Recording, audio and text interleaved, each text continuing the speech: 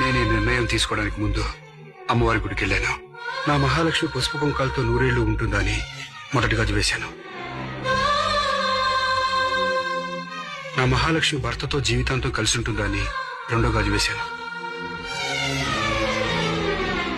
దేవుడే నీ భర్తకు నీకు రాసి పెట్టాడు లక్ష్మి. మహాలక్ష్మి, చివరిగా ఒక్క మాట. చాలా మంది చాలా సంవత్సరాలుగా చాలా మందితో చెప్తున్న మాట, చాలా మామూలు మాట. I love you. I love you Mahalakshmi. నీకోసం జీవించా చిలక, నా ప్రాణం నీవేనే మణితునక.